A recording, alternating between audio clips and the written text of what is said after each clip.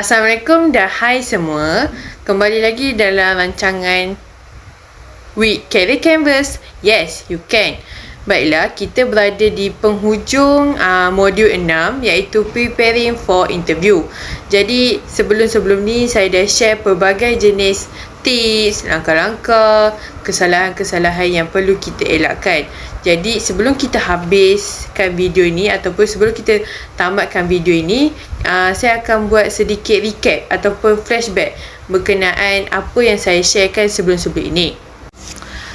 Pertama sekali, saya perlukan bantuan anda semua ataupun saya nak anda semua pause ataupun berhenti seketika dan fikir apa yang saya belajar daripada video-video sebelum ni, ataupun apa yang saya dapat, ilmu baru apa yang saya dapat, dan adakah ia berguna untuk sesi interview saya. Dan apabila saya tengok video-video sebelum ini, adakah ia membantu saya menjadi calon interview yang profesional? Ya, seperti kita tahu, setiap orang akan nervous bila menghadapi temuduga. Tapi bila kita buat preparation, practice, jadi ia akan membantu kita semasa sesi temuduga. Jadi amat penting untuk kita, sebelum pergi interview, kita kena rujuk dulu tips-tips ataupun langkah-langkah macam mana untuk menjadi calon yang terbaik. Preparing for interview ni bukan benda ataupun bukan kerja last minute. Bukan esok nak pergi interview, malam ni baru nak buat latihan. Bukan. Preparing for interview ni adalah dia mula since kita dah apply kerja ataupun kita buka online application kan, job application. Kita nampak satu pekerjaan ni. Daripada situ kita dah boleh buat preparation, iaitu first kita tengok jawatan yang kita nak mohon. Yang kedua, kelayakan, layak ke saya nak mohon kerja ni.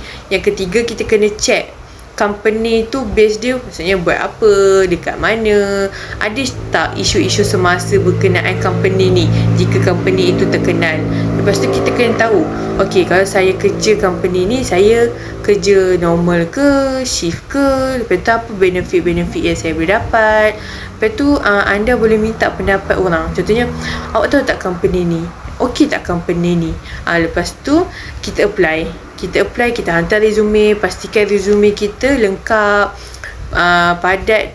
Tapi bila interviewer baca, interview rasa tertarik, dan bila kita dipanggil, kita kena practice lah soalan-soalan yang mungkin ditanya. Kita kena jaga kita punya body language, macam mana kita nak berhadapan dengan interviewer, macam mana eye contact kita, macam mana cara duduk kita, macam mana kita nak presentkan diri kita. Kita kena tahu outfit yang nak dipakai. Maksudnya pakaian kita kena jaga masa tu. Jangan, macam saya cakap sebelum-sebelum ni, jangan pakai pakaian yang tidak kemas, selekeh. Sebab bila kita masuk je bilik interview tu, kita akan bagi tanggapan utamalah.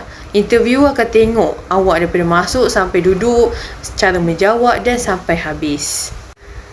Preparing for interview ni adalah satu proses yang perlukan disiplin, kejujuran, konsisten maksudnya. Kita kena disiplin masa prepare, practice, kita kena konsisten. Maksudnya kita kena selalu berlatih dengan kawan-kawan ke, online ke. Kita kena konsisten dan disiplin. Jangan macam, nanti lambat lagi nak interview kan, lambat lagi, nanti je lah belajar, ataupun nanti je lah tengok company ni apa. Tapi bila apabila dapat kerja, kita tak perhati kenapa company ni macam ni kan. Padahal kita dah sign agreement, tapi kita tak tahu, kita tak baca, kita tak selidik dulu. Ramai orang yang salah faham mengenai interview ni. Mereka ingat yang macam interview ni soal jawab antara dua pihak. Lepas dah jawab dah, tunggu nasib je. Tak, sebenarnya interview ni adalah macam mana kita menunjuk, ataupun senang cakap, macam mana kita nak jual diri kita supaya interview tu tertarik untuk ambil kita bekerja. Macam mana kita nak tunjukkan nilai diri kita, macam mana kita nak tunjukkan skill kita. Kita kena bercerita, tapi bukan bercerita kosong ataupun yang merepek, tapi kita kena bercerita menggunakan ilmu, lepas tu menggunakan pengalaman kita sebelum ni. Bila kita bercerita tu, kita kena ada dasar ataupun cerita kita tu tersusun daripada start, mula perkenalkan diri, kenapa nak kerja, apa matlamat kita. Kita kena susun cerita kita bila sesi temuduga. Why kita perlukan preparation, sebab kita nak kena tahu, kita kena kenal diri kita dulu, apa kelebihan kita, apa kelemahan kita, apa matlamat kita. Adakah kita minta kerja tu saja-saja, ataupun kita nak kumpul duit ke, kita ada target kita kena tahu. Bila kita tak buat preparation, kita akan jawab secara rawak ataupun random. Apa yang terlintas dekat kepala kita masa tu, kita akan jawab. Tapi bila kita buat preparation, kita akan jawab dengan betul, ada tujuan dan ada isi bila kita jawab tu. Tak adalah bila dia tanya soalan, kenapa nak kerja kat sini, kita jawab soalan tu dengan jawapan yang tak sesuai, ataupun macam ala kadar je, asal jawab je soalan tu. Saya nak korang faham yang setiap orang tu ada personal branding dia, sama ada kita sedar atau tak, iaitu cara kita bertanya soalan, cara kita menjawab soalan. Lepas tu macam mana kita handle soalan susah, berbeza setiap orang tu. Contohnya kalau pekerja A akan jawab cara lain, pekerja B akan jawab cara lain, dan interview A akan tanya soalan lain, interview B akan tengok sudut pandang yang lain. Jadi setiap orang tu personal branding dia berlainan. Jadi kita kena tahu macam mana kita nak jawab ataupun kita nak tanya soalan. Jadi macam kita tahu soalan famous bila kita pergi interview adalah interviewer akan cakap, sila perkenalkan diri anda. Sila perkenalkan diri anda, introduce yourself. Itu sebenarnya interviewer nak tahu macam mana cara awak jawab soalan, cara awak perkenalkan diri awak, macam mana awak tunjukkan kemahiran awak, skill awak kepada orang lain. Interviewer dia nak tahu macam mana cara kita berfikir apabila dia tanya soalan, dan macam mana kita menyusun idea ataupun macam mana kita menjana idea bila kita ditanya soalan.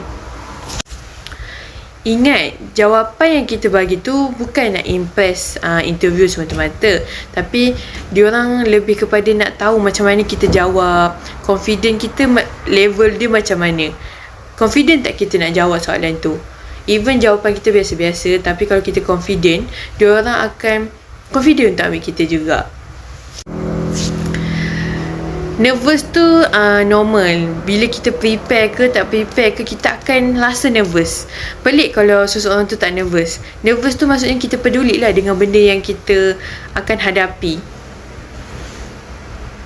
Beza calon yang bersedia tak bersedia ni, even dia nervous, dia akan cuba untuk jaga eye contact, body language, sebab dia dah belajar ataupun dia dah study benda tu sebelum tu.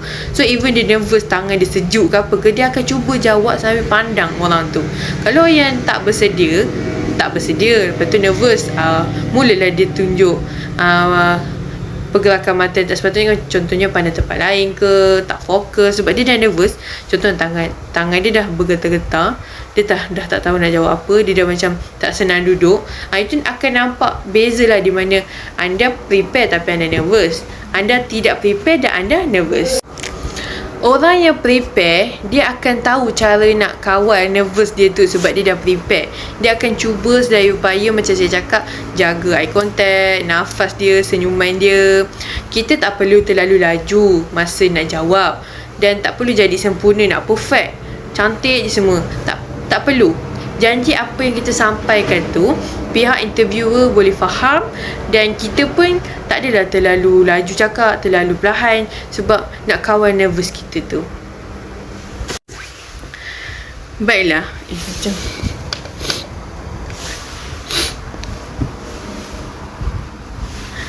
Baiklah, seterusnya adalah apabila kita pergi interview, kadang-kadang kita akan gagal interview ataupun kita tidak dipanggil untuk next step. Contohnya kita dah pergi interview pertama, dia kata ada yang kedua ataupun yang ketiga, tapi kita tak dipanggil. Itu kita anggap macam salah satu proses lah.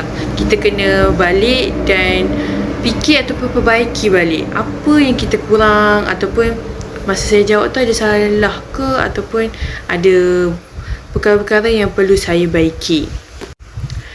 Kita kita kena fikir macam dekat mana saya stuck tadi ataupun dekat mana saya tersekat. Lepas tu kalau saya pergi interview akan datang, apa yang perlu saya baiki. Itu adalah mindset yang kita kena set. Contohnya macam, janganlah anggap macam baru first time interview tu tak dapat, tak nak lah minta kerja dah. Jangan macam tu. Kita kena anggap itu sebagai, boleh jadi sebagai latihan sebab itu first time kita kan. So bila kita interview yang kedua, kita akan cuba buat yang lebih baik. Itu adalah mindset orang yang nak pergi jauh, yang sentiasa mencuba sehingga dapat pekerjaan yang betul. Kita kena ingat yang interviewer dia akan cari orang yang jaga attitude lah. Maksudnya attitude tu baik. Memang dia akan tengok resume kita, tapi ada center dia akan tengok kita punya sikap, attitude. Sebab skill kita boleh asah, kita boleh ajar kemahiran, tapi attitude seseorang tu agak sukar untuk kita kawal, ataupun kita nak ubah attitude seseorang tu ambil masa. Jadi kita kena cuba jadi yang terbaik, jaga adab, jaga percakapan kita masa kita interview tu, jaga kita punya body language, eye contact, cara menjawab. Sebab kadang-kadang kita rasa kita okey jawab soalan tu, tapi bagi diorang macam budak ni macam kurang common sense ke, ataupun cara percakapan dia agak kasar. Mungkin itu tanggapan mereka. Kita tahu tanggapan orang terhadap kita macam mana. Ini adalah untuk bekas-bekas pekerja. Maksudnya kita pernah kerja tempat lain, kita pergi interview dekat tempat lain. Jangan cerita pasal bekas majikan kita. Interviewer akan tengok cara awak bercerita. Contohnya dia tanya kenapa nak minta kerja ni, awak duk cerita pasal bekas majikan awak ataupun bekas company kan. Awak duk cerita tapi awak tak sedar interview tu menilai awak dari situ. Interview tu akan cakap, budak ni akan ungkit, budak ni akan cerita belakang-belakang. So dari situ pun dia akan avoid untuk ambil awak. Sebab dia tahu, bila awak berhenti kerja dekat company dia, awak akan sebar-sebarkan benda tu kepada orang lain. Jadi sebelum kita pergi interview, kita kena pastikan kita faham company tu. Maksudnya company tu buat apa, servis ke, pembuatan barang ke, kilang ke. Lepas tu job scope kita kena tahu. Describe kita punya job tu, kita mampu tak? Kalau kita dapat kerja, kita mampu tak untuk bekerja? Lepas tu kita akan berada di bawah department mana. Contohnya kalau kita minta cashier, of course kalau macam kedai runcit tak ada department kan. Contohnya kalau kita macam company yang besar-besar ataupun kilang kan, ada department, section masing-masing. So contohnya kalau kita minta kerani, so kita ni di bawah department mana. Kita akan bertemu dan bekerja dengan orang high level kalau kita di bahagian kerani. Kalau kita di bahagian operation, mungkin kita akan bekerja dengan orang yang level-level kita. So berbeza bila kita bekerja dengan orang yang high level dan orang yang level sama dengan kita. Cara pemikiran dua-dua berlainan. Jadi kita kena adapt benda tu. Kita kena tahu kelebihan kita apa, kekuatan kita, kelemahan kita apa. Sebab bila dia orang tanya kita punya kelebihan, kekuatan, kelemahan tu kalau boleh kita cuba untuk tunjukkan kita ni dalam proses untuk memperbaiki kelemahan kita. Jangan macam cakap, saya lemah benda ni, macam tu je, kita tak cuba perbaiki. Contohnya saya tidak fasih dalam bahasa Inggeris, tapi sekarang ni saya dalam proses belajar. Saya cuba untuk tengok drama menggunakan subtitle bahasa Inggeris. Jadi diorang akan nampak effort awak untuk belajar. Bukan macam cakap, saya tak pandai bahasa Inggeris, saya tak nak pun belajar, sebab buat apa nak belajar. Macam tu, jangan cakap macam tu. Kita cuba cakap kelemahan kita dan kita tunjuk yang kita ni dalam proses improve benda tu. Sekarang ni dekat media sosial ataupun website banyak contoh-contoh soalan yang boleh kita belajar. Kita boleh belajar, kita boleh praktis, tapi jangan terlalu hafal. Sebab bila interviewer twist soalan, kita akan jadi jam ataupun blur. Macam, lain soalan ni, aku hafal lain, tapi keluar lain. Jangan hafal. Praktis tu bagi nampak real bila kita bercakap nanti. Bukan kita hafal dalam kepala kan. Sebab bila kita hafal, bila dia tanya, kita akan jadi jawab. Kita tak elaborate ikut kesesuaian kita. Bila kita dah faham mengenai syarikat tu macam mana, apa kerja kita, kekuatan kita apa, kelemahan kita apa, kita gunakan teknik-teknik yang betul. Lepas tu kita jaga pemakaian kita, jaga attitude kita. Lepas tu kita practice, bukan hafal je. So kita akan macam berada one step ke depan lah berbanding calon-calon yang lain. Mungkin ada calon yang tak bersedia, so kita boleh macam satu langkah ke depan. Sebab kita dah bersedia, kita dah tahu setiap apa yang patut diketahui sebelum interview. Yang penting bila kita minta kerja ni, kita kena usaha. Kita kena usaha. Dan satu masa nanti kita akan dapat apa yang kita nak. Even dalam agama kita sendiri pun, ataupun kita punya pelajaran hidup sendiri pun, kita kena usaha untuk dapatkan sesuatu benda. Bukan kita nak terus dapat. So bila kita minta kerja, kita kena usahalah. Practice, prepare, tanya soalan kat orang. Dari situ kita akan boleh buat yang terbaik bila kita interview. Mungkin bila kita interview yang pertama kita tak dapat, jangan terus putus asa. Sebab ada company-company lain ataupun kedai-kedai lain yang perlukan kita. Mungkin company tu rasa macam, oh budak ni biasa je, banyak lagi yang hebat. Tapi maybe dekat company-company lain, oh budak ni bagus, kita kena ambil dia kerja. So jangan putus asa. Bila satu company tak accept kita, cuba company lain pula. Bila kita dah dapat panggilan temuduga tu, kita kena pastikan temuduga kita tu konsep dia apa, sama ada face to face, online ataupun call ke. Kita kena tahu benda tu. Sebab kadang-kadang calon terlepas pandang bila dipanggil interview kan. Oh ni kena datang ni, datang. Tiba-tiba kita kan buat interview secara online, secara call. Dah kita dah tersalah kat situ. Jadi bila kita terima mesej ataupun email mengenai panggilan temuduga, baca betul-betul tarikh, masa. Sebab kadang-kadang kita manusia biasa, kadang-kadang terlepas pandang certain benda, tapi benda tu lah yang penting. Contohnya tarikh sangat penting. Sebab macam mana kalau kita tersalah tarikh, kita datang lambat sehari ke, lewat sehari ke, awal sehari ke, diorang takkan accept. Sebab diorang dah ada jadual, diorang dah ada planning diorang. So kita pun kena planning, bubuh dalam mesej ke, notification ke, kalender ke, kita set banyak-banyak. So kita boleh prepare awal-awal. Oh esok aku nak pergi ni, siapkan baju. Pagi tu siapkan baju, kasut apa semua, rancang perjalanan, nak gerak pukul berapa kalau jauh tempat interview tu dengan kita punya rumah. Kita kena rancang. Jadi dalam video sebelum-sebelum ni saya dah explain macam-macam pengenalan kepada interview tu apa, jenis-jenis interview, kesalahan-kesalahan yang kita kena elakkan daripada buat.